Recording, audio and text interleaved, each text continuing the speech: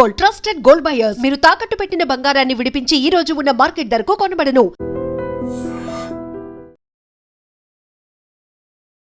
మనతో పాటుగా ఉన్నారు సీనియర్ జర్నలిస్ట్ సురేష్ కొచ్చది. సార్ నమస్కారం. బాలీవుడ్లో గత 8 ఏళ్లుగా పవర్ షిఫ్ట్ అనేది నెలకొంది. సృజనాత్మకత లేని వాళ్లే ఫిల్మ్ ఇండస్ట్రీలో ఉన్నారు. ఒక రకంగా వివక్ష అనేది కనిపిస్తోంది. ఈ మాటలు అన్నది ఆస్కార్ అవార్డు గ్రహీత ఏఆర్ రెహమాన్. ఈసారి ఏఆర్ రెహమాన్ చేసినటువంటి వ్యాఖ్యలు, అందులో మతం కోణం కూడా ఉంది అనే మాట, 8 ఏళ్లుగా పవర్ షిఫ్ట్ కనిపిస్తోంది అనేది, అందువల్లే అవకాశాలు రాలేదేమో అనేటువంటి గుసగుసలు ఉన్నాయి. మీరు చాలా క్లియర్గా అది ఇంకోసారి రివైండ్ చేసుకుంటే కూడా మీరు వినొచ్చు. మీరు చెప్పిన మాట చాలా క్లియర్, దట్ మీకు ఇప్పుడు ఆపర్చునిటీస్ రావట్లేదు. సెంట్రల్ గవర్నమెంట్ పద్మభూషణ్ కూడా ఇచ్చారు మిమ్మల్ని. మీకు ఇంకేం కావాలి? మిమ్మల్ని ప్రతి సినిమాలు మిమ్మల్ని తీసుకోవాలి. ప్రొడ్యూసర్ భయపడతారు. In fact that's what Javed Akhtar said. మీ దగ్గరకు చిన్న ప్రొడ్యూసర్ రావడానికి భయపడుతున్నారు. కానీ you will quote in millions, you will quote in crores. Very రీసెంట్గా చేసినటువంటి చావా మూవీ కూడా ఆయన డివైజివ్ మూవీగా, ఒక విభజన వాదాన్ని చెప్తున్నటువంటి మూవీగానే ఆయన చెప్తూ వచ్చారు. చావా చేసినప్పుడు ఆయనకు తెలుసు కదా హిస్టరీ గురించి చెప్తున్నారని. ప్రాబ్లం ఎక్కడ వచ్చిందంటే ఈ మ్యూజిక్ ఇండస్ట్రీ మారిన మాట రెహమాన్ గారు అంగీకరించారు.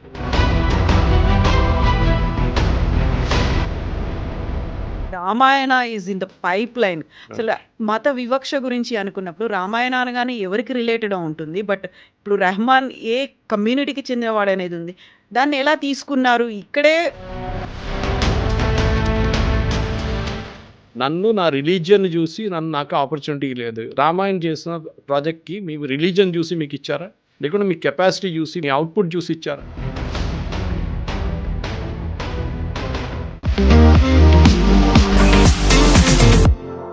నమస్తే, నేను Kavitha. Welcome to iDream news and నిజాలు. బాలీవుడ్లో గత 8 ఏళ్లుగా పవర్ షిఫ్ట్ అనేది నెలకొంది. సృజనాత్మకత లేని వాళ్లే ఫిల్మ్ ఇండస్ట్రీలో ఉన్నారు. ఒక రకంగా వివక్ష అనేది కనిపిస్తోంది. ఈ మాటలు అన్నది ఆస్కార్ అవార్డు గ్రహీత ఏఆర్ రెహమాన్.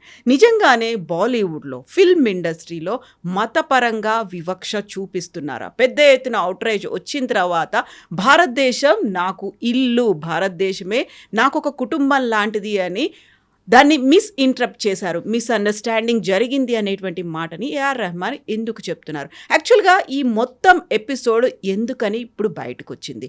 మనతో పాటుగా ఉన్నారు సీనియర్ జర్నలిస్ట్ సురేష్ కొచ్చది.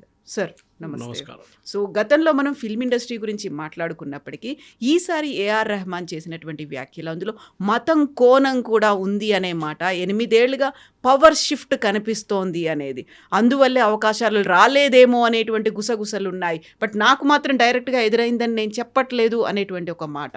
సో నిజంగానే అలాంటి పరిస్థితులు ఉన్నాయా మన దగ్గర? అందరూ ఫస్ట్ అడగాలి అంటే తమిళ్ ఫిలిం ఇండస్ట్రీలో ఎన్ని సినిమాలు ఆయనకు వచ్చిందని అడగాలి ఫస్ట్. ఎందుకంటే ఈ మ్యూజిక్ ఇండస్ట్రీ అనేది చాలా మటుకు మారిపోయింది. ముందు కవిత గారు మీకు గుర్తుంటుంది, మనం చిన్నప్పుడు ఉన్నప్పుడు క్యాసెట్లు కొనుక్కుంటుండే, వెళ్ళి షాప్లలో వెళ్ళి క్యాసెట్ కొనుక్కొని వచ్చి దాని నుంచి మన పాటలు వింటుండే. దాని తర్వాత సీడీలు వచ్చినాయి. మ్యూజిక్ వరల్డ్ లాంటి ప్లేస్కి వెళ్ళి అక్కడ సీడీలు కొనుక్కుంటుండే మనం. దాని తర్వాత సీడీలు కూడా పోయినాయి. ఇప్పుడు సీడీ ప్లేయర్లే దొరకట్లేదు. దాంతో స్పాటిఫై కానివ్వండి, యూట్యూబ్ ఛానల్స్ కానివ్వండి, సారేగామా లాంటి యూట్యూబ్ ఛానల్స్ కానీ, వాళ్ళ రేడియో ఒక సెట్ వస్తుంది, అదొకటి. ఇట్లాంటి చాలా డిఫరెంట్ ఇన్స్ట్రుమెంట్స్గా మారిపోయింది మ్యూజిక్. ఫిల్మ్ ఇండస్ట్రీలో కూడా మనకు చాలా మటుకు తెలుసు, తెలుగు ఫిల్మ్ ఇండస్ట్రీలో కూడా మ్యూజిక్ రిలీజ్ అని చెప్పి పెద్ద ఒక ఫంక్షన్ ఉంటుంది. ఇప్పుడు అసలు అది వినబడట్లేదు, ఎక్కడ వినబడలేదు. Audio release function. ఇప్పుడు ఆడియో రిలీజ్ ఫంక్షన్ ఎక్కడ పోయిందో తెలియదు. లాస్ట్ టైం నాకు జరిగినప్పుడు గుర్తుంది, ఒక 2-3 సంవత్సరాల ముందు ఆ శిల్పకళా వేదికలో మొత్తం చైర్లన్నీ పలగొట్టారు. ఇప్పుడు ఎక్కడ వినబడట్లేదు అసలు మ్యూజిక్ ఆడియో రిలీజ్ అనేది.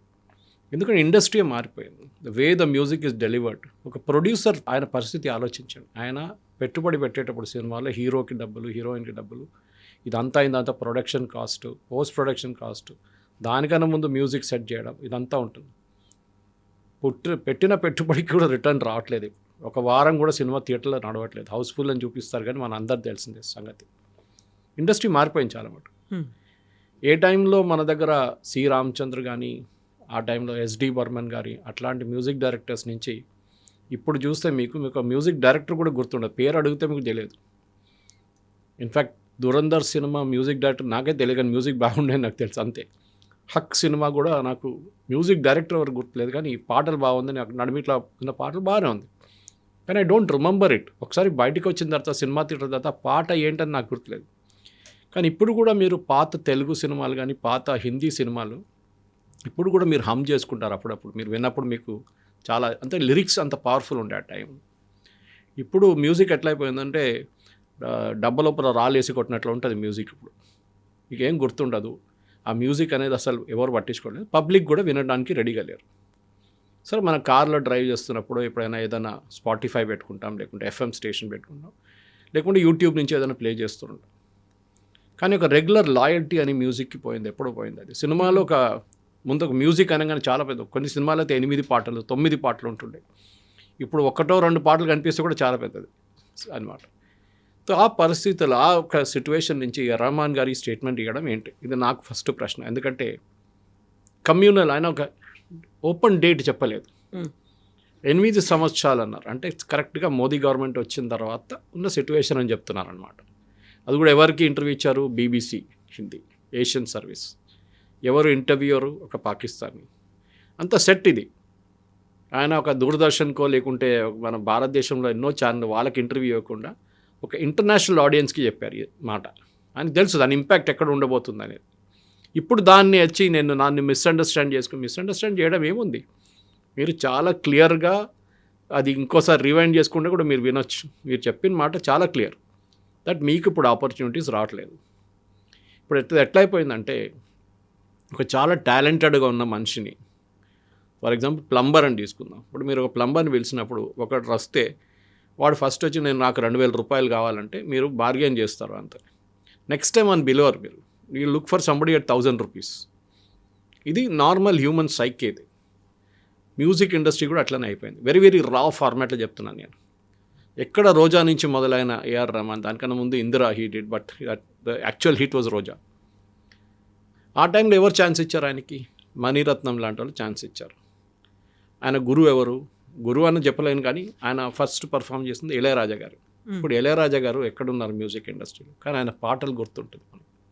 ఆయనకు అప్పుడప్పుడు 1-2 సినిమాలు వస్తున్నాయి అంతే. ఇళయరాజా గారు కంప్లైంట్ చేశారా, నన్ను కూడా ఎవరు పట్టించుకోవట్లేదు. నెక్స్ట్ జనరేషన్ వచ్చేసారు. ఎందుకంటే మన అందరికి గుర్తుంది, కుమార్ షాను ఎక్కడున్నారు ఇప్పుడు, అల్కా యాగ్నిక్ ఎక్కడుంది, ఎందుకు మీరు ఇకంటే లాట్ ఆఫ్ సచ్ నేమ్స్. ఇట్లాంటి వాళ్ళు ఎక్కడ లేరు ఇప్పుడు, వాళ్ళందరూ మాయమైపోయారు. కొత్త వాళ్ళు వస్తున్నారు, రీల్స్ చేస్తున్నారు, కవర్ వర్షన్స్ చేస్తున్నారు, పాటలు పాడుతున్నారు. ఆల్ స్టార్ సింగర్ లాంటి ప్రోగ్రామ్ నుంచి వచ్చే విన్నర్స్ని వాళ్ళని మ్యూజిక్ దాంట్లో తీసుకుంటారు. ఉదిత్ నారాయణ ఉండే, ఎక్కడ పోయిన ఉదిత్ నారాయణ తెలియదు మనకి. షాన్ కూడా మొన్న స్టేట్మెంట్లో రెహమాన్ షాన్ కూడా చెప్పారు, ఐఎమ్ డూయింగ్ షోస్ అన్నాడు. అది లేదు ఆయనకి ఇప్పుడు, ఆ ఛాన్సే లేదన్నమాట. పోయింది అది, ఆ ఇండస్ట్రీ పోయింది కంప్లీట్. అనురాధ పోడ్ వాళ్ళు ఉండే. కానీ రెహమాన్ గారు ఫస్ట్ గుర్తుపెట్టుకోండి, you have to be humble enough to understand this. సరే, నాకు ఆస్కర్ వచ్చింది, నాకు ఎన్నో ఫిలింఫేర్ అవార్డు వచ్చింది, నేషనల్ అవార్డు వచ్చింది, that is central government Padma Bhushan కూడా ఇచ్చారు మిమ్మల్ని. మీకు ఇంకేం కావాలి, మిమ్మల్ని ప్రతి సినిమాలు మిమ్మల్ని తీసుకోవాలన్నా ప్రొడ్యూసర్ భయపడతారు. In fact that's what Javed Akhtar said. మీ దగ్గరికి ఒక చిన్న ప్రొడ్యూసర్ రావడానికి భయపడుతున్నారు, ఎందుకంటే you will quote in millions, you will quote in crores. ఆయన ఇవ్వలేడు మీకు ఆ డబ్బులు, దానికోసం రావట్లేదు. That is the reason why they are not coming, not because is a Muslim. In fact మనందరూ తెలుసు, చాలామంది ప్రేక్షకులు తెలుసుంటుంది బహుశా, రెహమాన్ వాళ్ళ father was a big time music director in Malayalam cinema. Even దో తమిళియన్ ఆయన పుట్టింది, కానీ హీ వాజ్ ఒక 100 సినిమాల దాకా మలయాళంలో చేశారు ఆయన, from 1960s onwards. RK Shekhar అని ఆయన పేరు, రెహమాన్ గారి ఫాదర్ పేరు. And he was a brilliant man.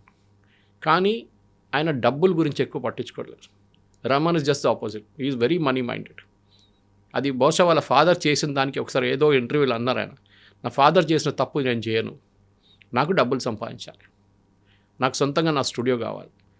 In fact Shekhar గారు ఆయన ఆ టైంలో ఫస్ట్ ఈ ఎలక్ట్రానిక్ సింథసైజరు, చిన్న చిన్న ఎలక్ట్రానిక్ పియానోస్ వచ్చినప్పుడు సింగపూర్ నుంచి పట్టుకొస్తుండే, అప్పులు తీసుకొని అట్లా చేసి ఆయన తీసుకొచ్చి ఆయన మ్యూజిక్ సెట్ చేస్తుండే దానికి.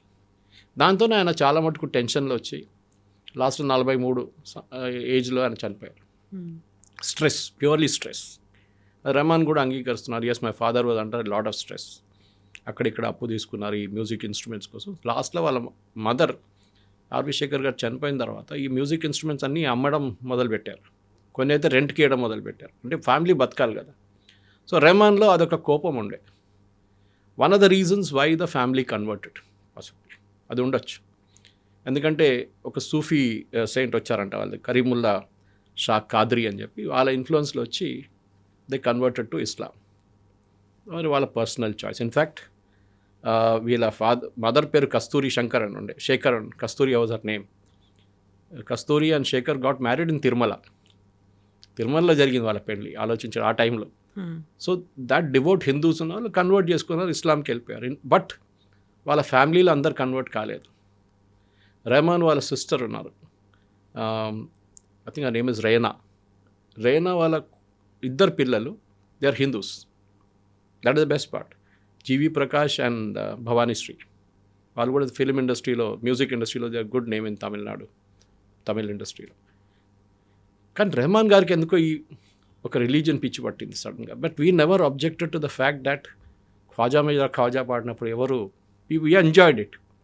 వందే మాత్రంని ఒక కొత్త వర్షన్గా తీసుకొచ్చి ఇప్పుడు కూడా ఒక క్రికెట్ మ్యాచ్, ఫుట్బాల్స్ అన్నిట్లో అది ప్లే అవుతున్నప్పుడు కూడా we get that goose bumps moment. కానీ ఎందుకో సడన్గా నన్ను ముస్లిం అని చెప్పి నాకు పాట క్లియర్, నాకు మ్యూజిక్ రావట్లేదు, నాకు ప్రొడ్యూసర్స్ అడుగుతున్నారు, వచ్చి మళ్ళీ వాళ్ళు వెళ్ళిపోతున్నారు, వాళ్ళు కొత్త వాళ్ళు తీసుకుంటారు అంటే affordability is a fact. And క్రికెట్లో ఒక పార్లన్స్ ఉంది కవిత గారు, అది గవాస్కర్ టైంలో అడుగుతుండే. ఇప్పుడు గవాస్కర్ ఎప్పుడు రిటైర్ గారు. Last became a running joke ఈయన ఎట్లా రిటైర్ చేయాలని చెప్పేసి. ఎందుకంటే ఆయన ఫ్లాప్ షో అయిపోయింది, లాస్ట్ అయినా ఆయనకు రన్స్ కూడా రావట్లేదు, కానీ రిటైర్ కావట్లేదు. సో అప్పుడు ఎవరో I think it was one of the English cricket commentator, maybe Richie Ben or somebody else asked ఈ ప్రశ్న అడిగారు ఆయన. వెన్ పీపుల్ క్విట్, మీరు రిజైన్ చేసినప్పుడు, మీరు రిటైర్ అయినప్పుడు అడగాలి వై, ఎందుకు చేస్తున్నారని, నాట్ వై నాట్, ఎందుకు చేయట్లేదని. అడిగే ముందే మీరు వెళ్ళిపోవాలి సీన్ నుంచి. దానికోసం ఆ టైం స్టేజ్లో ఉన్నప్పుడు ఎందుకు వదిలిపోతున్నారు అనే క్వశ్చన్ రావాలి, అది రావాలి. అప్పుడే అడుగుతారు, లేకుంటే మీరు ఎప్పుడు పోతారు, ఎప్పుడు రిజైన్ చేస్తారని కాదు. సో మీకు టైం అయినప్పుడు you just melt away in to the sunset. Ilaiyaraaja happen. చాలామంది గంగా అమరన్ ఉన్నారు, హిందీలోనే తీసుకోండి ఎంతోమంది మ్యూజిక్ డైరెక్టర్స్ ఉన్నారు, ప్రీతం లాంటి ఉన్నారు. వాళ్ళందరూ ఇప్పుడు స్టేజ్ షోస్ చేస్తారు. ఇండస్ట్రీ మారిపోయింది. There is more accent on stage shows కానివ్వండి, ఇంటర్నేషనల్ టూర్లు కానివ్వండి, యూట్యూబ్లో వీడియోలు చేయడం, ఇదంతా నడుస్తుంది. ఇప్పుడు ఒక ఇండస్ట్రీగా మారిపోయింది అది. Saregama itself has reinvented itself. అట్లాంటి పరిస్థితులు నన్ను ముస్లిం అని చెప్పి నాకు పాటలు ఇవ్వట్లేదు, నన్ను మ్యూజిక్ సెట్ చేయట్లేదు అంటే it's a wrong connotation, totally wrong. అది రెహమాన్ గారు ఎందుకు చేశారు అనేది ఇప్పుడు ఆయన ఏదో క్లారిఫికేషన్ అంత ఇస్తున్నారు, కానీ అది clarification is not really convincing అనమాట. ఎగ్జాక్ట్లీ. వెరీ రీసెంట్గా చేసినటువంటి చావా మూవీని కూడా ఆయన డివైజివ్ మూవీగా, ఒక విభజన వాదాన్ని చెప్తున్నటువంటి మూవీగానే ఆయన చెప్తూ వచ్చారు.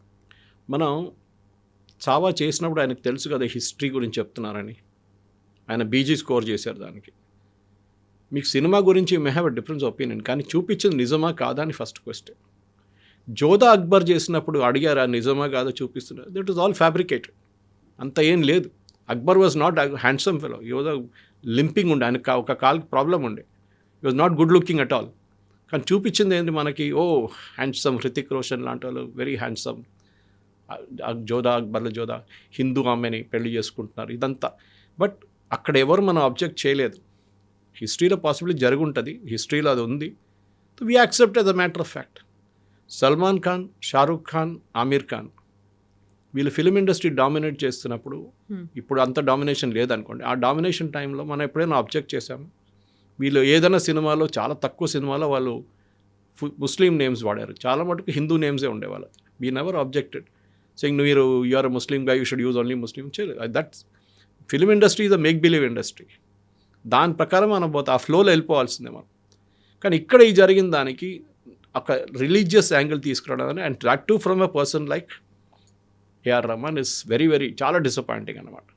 ఎందుకు చేస్తున్నారు అది? ఆ ఫ్లోలో వెళ్ళిపోయారా, బీబీసీ వాళ్ళు అడిగే క్వశ్చన్ ఫ్లోలో వెళ్ళిపోయారా, లేకుంటే ఆయన ముందే ప్రిపేర్ అయ్యి వచ్చారా అనేది చాలా మట్టుకు ఇప్పుడు అడుగుతున్న ప్రశ్న.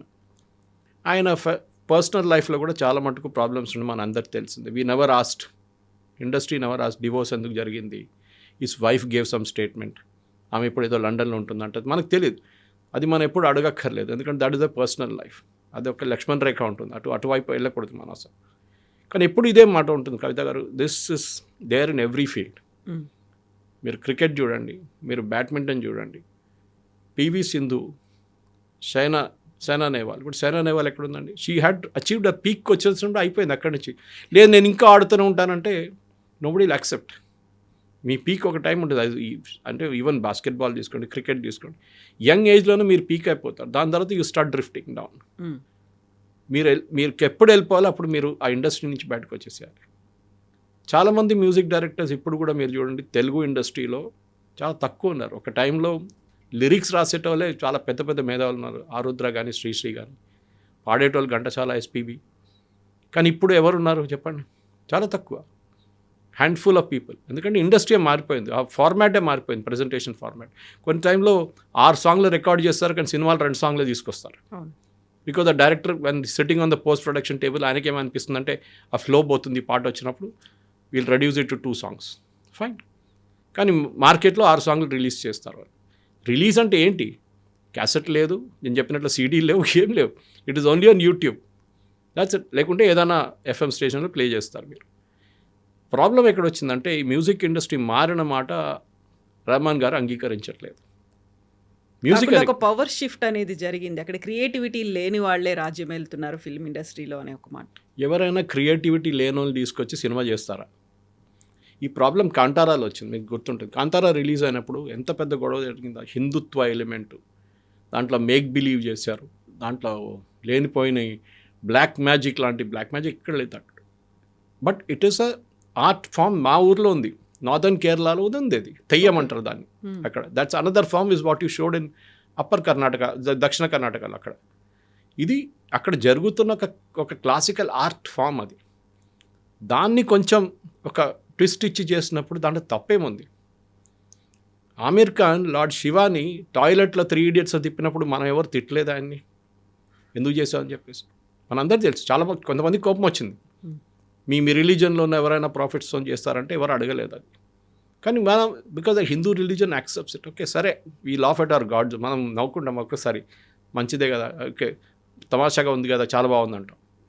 కానీ ఆలోచించండి, అది it could have been a tinder box moment. ఆ మూమెంట్లో అది పెద్ద గొడవ అయితే ఆ సినిమానే ఫ్లాప్ అయిపోతుండే. కానీ జరగలేదు, it went as a normal route వెళ్ళిపోయింది. కానీ రెహమాన్ గారికి సడన్గా ఇప్పుడు ఎందుకు వచ్చింది నాకు అర్థం కావట్లేదు. ఎందుకంటే I have seen him when he was Dilip. హైదరాబాద్కి వస్తుండే ఆ టైంలో, ఇక్కడ ఒక ఏజెన్సీలో వచ్చి చాలా తక్కువ అమౌంట్కి ఒక చిన్న కీబోర్డ్ తీసుకొచ్చి ట్రైన్లో వచ్చి ఇక్కడ వచ్చి కీబోర్డ్ ప్లే చేసి వెళ్ళిపోతుండే. ఒకసారి చాలా సంవత్సరాల తర్వాత ఫ్లైట్లో వస్తుండే, కానీ ముందైతే ఓన్లీ ట్రైన్లో వస్తుండే. మెట్రో షూస్ కానివ్వండి, బిగ్ షాట్ లాంటి షాప్స్కి యూస్ టు ప్లే జింగిల్స్. ఆ ఇండస్ట్రీ నుంచి అఫ్కోర్స్ ఈ started playing for Ilaiyaraaja as a keyboard artist. అక్కడి నుంచి పైకి వచ్చిన తర్వాత ఆపర్చునిటీస్ చాలా వచ్చినాయి ఆయనకి. అండ్ మనం కూడా మెచ్చుకుంటాం, గుడ్ మ్యూజిక్. మీరు చెప్పినట్టు 2 ఆస్కర్లు, గ్రామీలు, స్లమ్ డాగ్ మిలియనర్ లాంటి సినిమాలకి, దట్ ఆల్ వాజ్ దేర్. మనం అన్నీ యాక్సెప్ట్ చేస్తున్నాం మనం. ఎందుకంటే we have seen the pinnacle of music in India, భారతదేశంలో. సాహిర్ లుధ్యాన్వి రాసిన పాటలు, ఆనంద్ బక్షి గారు రాసిన పాటలు, శంకర్ జైకిషన్, లక్ష్మీకాంత్ ప్యారేలాల్, ఎస్డి బర్మన్ నేను చెప్పాను, ఆర్డి బర్మన్, సి రామచంద్ర, కళ్యాణ్జీ, చాలా మటుకు మీద బిగ్ మ్యూజిక్ డైరెక్టర్స్ దేర్. ఇప్పుడు దాంట్లో చాలామంది దే పాస్ట్ అవే. ఉన్నోళ్ళు కూడా వాళ్ళు they are happy with what they are. ఈ ఇండస్ట్రీలో ఒక ఫేవరెటిజం ఉందంటే ఉంది. అది even when Lata Mangeshkar was alive, చాలా మటుకు అలిగేషన్స్ ఆమె మీద ఉండే. దట్ ఆమె she uses to dictate to music directors. ఒక మోనోపలి లాగా. మదన్ మోహన్ గారితో నేను చేయను ఎప్పుడు అని చెప్పి ఒకసారి ప్రాబ్లం ఉండే ఆమెకి. సుమన్ కళ్యాణ్పూర్ లాంటి వాళ్ళు, వాణి జయరామ్ లాంటి వాళ్ళు ఆమె పైనకి రానిలేదు అసలు. She never give an opportunity except for her sister ASHA Bhosle.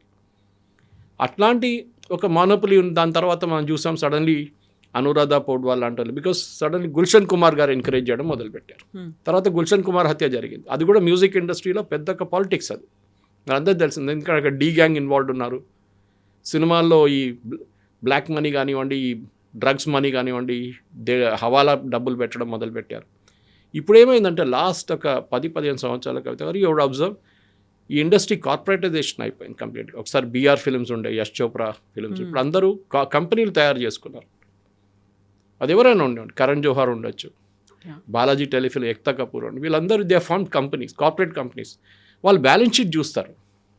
మేము ఒక సినిమా తీయాలంటే ఎంత డబ్బులు పెట్టాలి, దాంట్లో ఎంత డబ్బులు వస్తుంది, ఓటీటీలో ఎంత డబ్బులు వస్తుంది, మాకు థియేటర్ రిలీజ్లో ఎంత వస్తుంది, ఇది వాళ్ళు చూసేది first.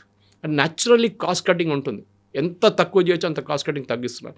Possibly Telugu film industry ఒక్కటే ఇప్పుడు కూడా where the hero is paid 100 crores 50. Malayalam film industry చూడండి, దే ప్రొడ్యూస్ బ్రిలియంట్ మూవీస్, కానీ మోహన్ లాల్ మమ్ముట్టి కూడా ఇంత డబ్బులు రావు. బికాజ్ మేబీ ఇండస్ట్రీ సైజ్ చిన్న ఉంది అక్కడ, వాళ్ళ ఆడియన్స్ సైజ్ చిన్న ఉంది. మ్యాక్సిమం కేరళ అండ్ గల్ఫ్, కొంత మటుకు Europe.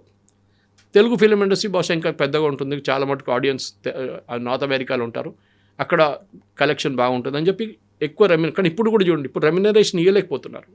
Other day saw an article, ఎవరో ప్రొడ్యూసర్ చెప్తున్నారు తెలుగు ఫిలిం ఇండస్ట్రీలో ఉన్న హీరోయిన్స్ని యాక్ట్రెసెస్ అని చెప్పాలి మనం, యాక్చువల్లీ వాళ్ళ దగ్గర మేము we are asking them to reduce their fees, వాళ్ళ ఫీజు తగ్గించమని రిక్వెస్ట్ చేస్తాం.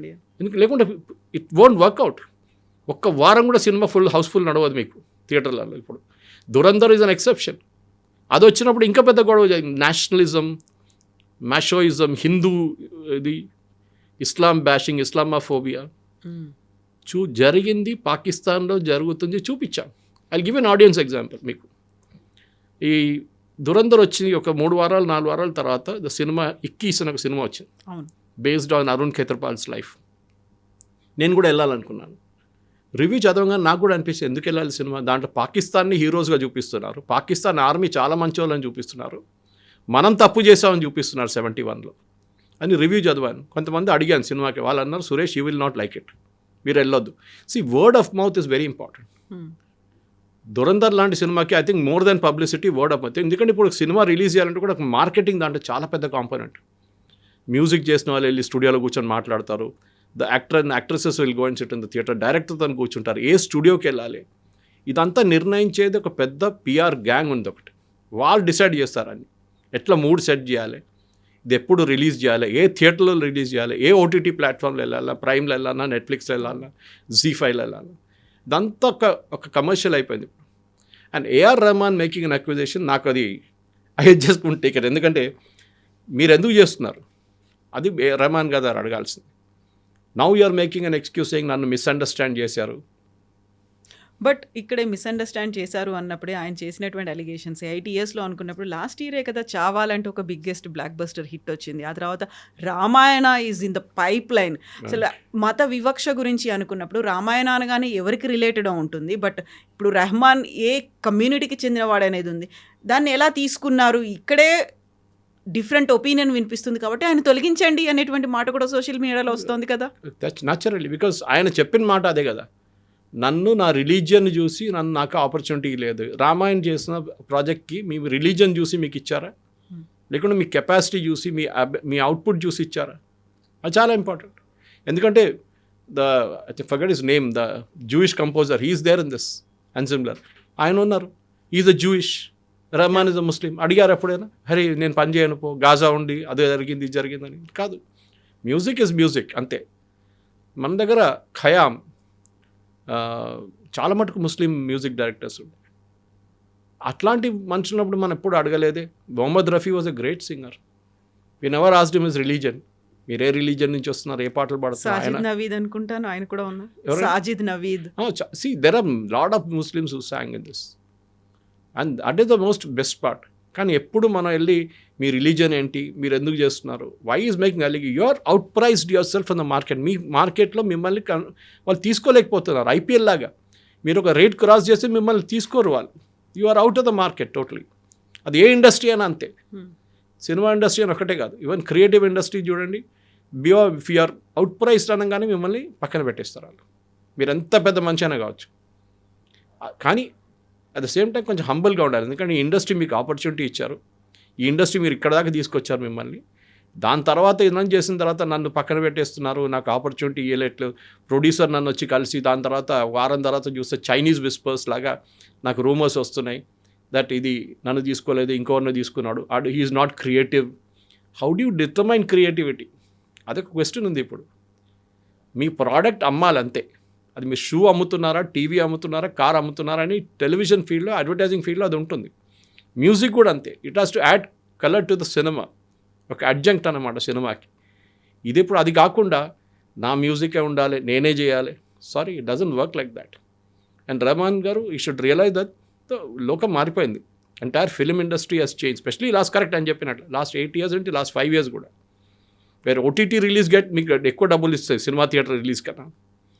పేపర్ వ్యూలో ఉంటుంది, అంటే ప్రతి మనిషి చూసినప్పుడు సపరేట్గా మీకు పేమెంట్ వస్తుంది, అది కూడా ఇంకొక రెవెన్యూ స్ట్రీమ్ ఉంటుంది మీకు. సో అది జరగానే వాళ్ళ ఫాదర్ మీద ఉన్న ఫ్రస్ట్రేషన్, వాళ్ళ ఫాదర్ అట్లా చేశారు, వాళ్ళ ఫాదర్ని నెగ్లెక్ట్ చేశారు ఇండస్ట్రీ అనేది ఆయన దీనికన్నా ముందు ఇంటర్వ్యూలో చాలా చెప్పారు అది. But he was given the respect. ఇప్పుడు కూడా మీరు ఆర్కే శేఖర్ గారి గురించి మాట్లాడినప్పుడు Kavitha garu he brought in SP Balasubrahmanyam and Balamuralikrishna, Mangalampalli Balamuralikrishna Malayalam film industry తీసుకొచ్చిన మంచి ఆర్కే శేఖర్. ఓకే, ఆలోచించండి. And the same Balasubrahmanyam song for Rahman also. So ఈ కూడా ఆయన చెప్పొచ్చు మీ నాన్నగారితో పనిచేశాను నేను, మళ్ళీ నువ్వు వాడు అని కాదు. But he was humble enough. And వీళ్ళిద్దరిని కలిసిన మనిషి నేను, ఎస్పీ కానీ బాలమురళీకృష్ణ, వాళ్ళ హంబుల్నెస్ చూడాల్సింది. Way Mangalapuram Balamuralikrishna speaks to you so humble, అది వాళ్ళది ఉంటుంది. మేబీ వాళ్ళ పర్సనల్ లైఫ్లో కొంచెం అరగెంట్గా ఉండొచ్చు, కానీ రెహమాన్ది అందరికీ ఉన్నారు కొంచెం, ఆయన అలూఫ్గా ఉంటారు, ఎక్కువ మాట్లాడు, దట్స్ ఎ హ్యూమన్ టెండెన్సీ, అది వాళ్ళ ఫీల్డ్ వాళ్ళు ఉంటారు.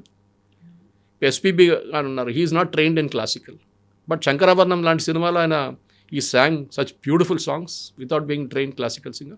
The capability is ఆ మ్యూజిక్ డైరెక్టర్స్ దగ్గర నుంచి వస్తుంది.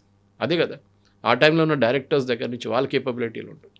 కానీ రెహమాన్ గారు ఇప్పుడు చేసిన దానికి నాకైతే I'm not at all in sync. In fact the entire industry, Kangana Ranaut అన్నారు, ఒక స్టేట్మెంట్ ఇచ్చారు, వినుంటారు, చదువుంటారు. అది ఎమర్జెన్సీ ఫిలిం ఆమె తీసిన ఫిలింకి మ్యూజిక్ సెట్ చేయడానికి రెహమాన్ గారి దగ్గర వెళ్తే he said I won't do music for propaganda films అన్నారు. అప్పుడు ఆలోచించండి ఆయన మైండ్ సెట్. ప్రాపగాండా ఏముందండి ఎమర్జెన్సీలో, ఏం జరిగింది అదే చూపించారు. మీకు నచ్చకపోవచ్చు, you might not like the political philosophy of BJP or any right wing party, ఆర్ మీరు ఇందిరాగాంధీ సపోర్టర్ ఉండొచ్చు, అది కూడా ఉండొచ్చు. కానీ కంగనా రనౌత్ దగ్గర వెళ్ళి నేను ప్రాపగాండా ఫిలింకి మ్యూజిక్ సెట్ చేయనంటే దాట్ షోస్ యువర్ బయస్, అంటే మీ థింకింగ్ ఒక్క వైపే ఉందన్నమాట మొత్తం. And that is very very clear in case of Rahman. You should realise ఇప్పుడు ఇండస్ట్రీ ఎట్లా రియలైజ్ అయ్యారు కదా, దానికోసం రియాక్ట్ అయ్యారు. ఆయన కవిత గారు మీరు ఇప్పుడు చూడండి రీల్స్లో, ఇన్స్టాగ్రామ్లో చిన్న చిన్న పిల్లల నుంచి యంగ్స్టర్స్ నుంచి everybody is becoming a music star. మీకు అక్కర్లేదు, చాలా నాకు డౌట్ వస్తుంది నెక్స్ట్ 5 సంవత్సరాల తర్వాత, 3 సంవత్సరాల తర్వాత సినిమాల పాట ఉంటుందో కూడా డౌట్ఫుల్. కంటెంట్ మీద నడుస్తుంది అంతా. హౌ పవర్ఫుల్స్ ఒక మ్యూజిక్ ఒక అడ్జంక్ట్ ఉండొచ్చు. హక్ అని సినిమా వచ్చింది చూడండి, ద మ్యూజిక్ ఈజ్ దేర్, ఎక్కడో ఫ్లో అవుతుంది అడ్మిట్లో, it nothing related to the scene. పాట వస్తుంది, పాట పోతుంది అంతే. But the content is very very important. మీరు ఎట్లా కంటెంట్ డెలివర్ చేస్తారు, అది మనం దురంధర్లో చూసాం, ఎంత లౌడ్ మ్యూజిక్ ఉంది దాంట్లో. ఇన్ఫ్యాక్ట్ నా బ్రదర్లో మిక్స్ చేశారు final mixing. He was telling me about how హక్ ఆయన చేశారు music final mixing. And when you was comparing హక్లో చాలా ప్లేసెస్తో సైలెన్స్ ఉంది. So I asked him, my brother in law Ajay Balakrishna, అడిగాను నువ్వు సైలెన్స్ ఎందుకంటే director wanted it that way అన్నారు. అట్ ద సేమ్ టైం మన దురంధర్ చూడండి, సౌండ్ ఉంది, కానీ that movie was also hit, దాంట్లో డౌట్ లేదు.